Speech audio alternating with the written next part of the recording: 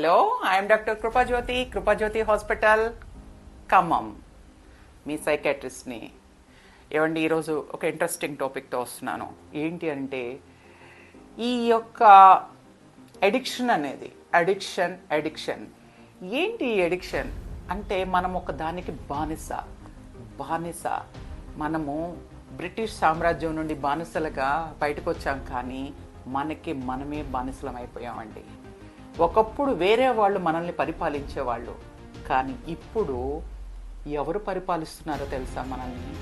ఈ యొక్క డ్రగ్స్, గంజాయి, ఆల్కహాల్, స్మోకింగ్, ఆ తర్వాత ఫోన్, ఆ తర్వాత నికోటిన్, ఇలాగ రకరకాల డ్రగ్స్ మనల్ని ఏలుతున్నాయి.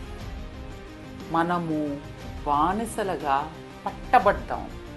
వీటి నుండి బయటకు తీసుకువచ్చేవాడే లేడు.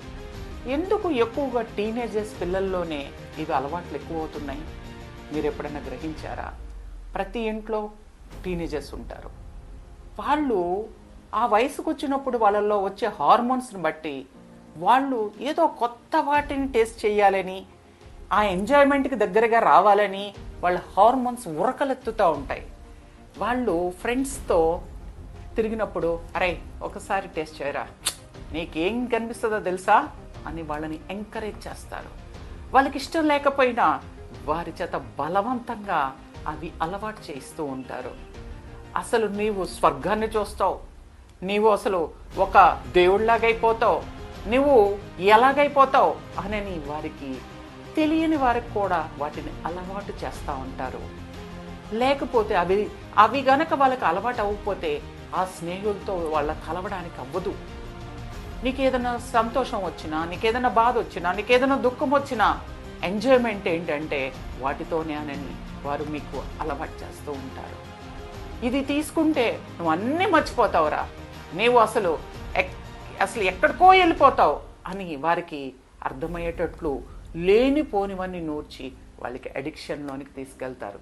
దీనివలన వారు ఆ డోపమిన్ అని ఆ వలలో ఆ డోపమిన్ అనే ఆ యొక్క వికృతమైన దాన్ని ఏమంటారు, ఆ యొక్క భయంకరమైన దాని హస్తాలలోనికి మీరు చిక్కుకుపోతారు. నేను ఏదైనా బయటికి రాగలను, నా కంట్రోల్ ఉంది అని అనుకుంటారు, కానీ నీవు దాని కంట్రోల్లో ఉన్నావని చాలా రోజుల తర్వాత నీకు అర్థమవుతుంది.